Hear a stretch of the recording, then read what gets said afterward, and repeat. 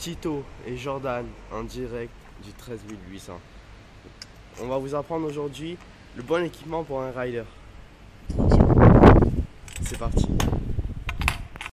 Alors tout d'abord une trottinette bien sûr, de préférence monobloc, c'est-à-dire en une seule pièce, c'est-à-dire le plateau monobloc non réglable, le guidon monobloc non ajustable, après la fourche en une seule partie, celle-là kit de compression intégrée par exemple, des roues metalcore de préférence. Il y a deux styles de metalcore, les metalcore avec jantes trouées et les metalcore jantes pleines, comme ça. Voilà. Donc, ensuite, comment bien s'équiper? Alors, Jordan, parle-nous de ton équipement. Alors déjà, il faut une bonne chaussure, c'est-à-dire des chaussures à grosse semelle. Car par exemple, sur certaines roues, comme elles sont en gomme, quand on va freiner, en fait, elles vont devenir carrées à force. Et en fait, on freine avec le pied. C'est pour ça qu'il faut de la bonne semelle.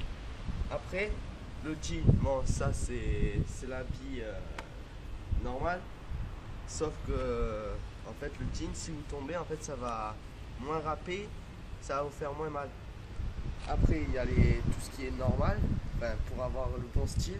Donc la veste, au cas où s'il fait froid et tout comme ça, ou par exemple si vous tombez, encore une fois, vous avez les manches longues, du coup vous allez vous faire encore moins mal. Et après la casquette pour donner un petit style au rider. À toi Tito, explique-nous un peu ton...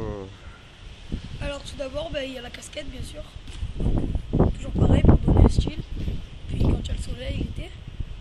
Ensuite, une veste un peu grande, et puis voilà. Un t-shirt à manches longues de marque pour l'hiver. Donc là j'ai mis un Ernest, c'est pas vraiment une marque de skate, mais vous pouvez prendre tout ce qui est Volcom, tout ça, vous serez à l'aise dedans. Ensuite moi j'ai une préférence pour les survêtements, car c'est très confortable. Puis ça s'abîme facilement, donc dès que j'ai un vieux survêt, dès que j'ai un trou à survêt, je peux m'en servir. Voilà, réglable. Puis j'ai une préférence pour les Etchirel, parce que l'avantage c'est que les poches sont fermable pour mettre la wax. Toujours avoir un peu de wax sur ça.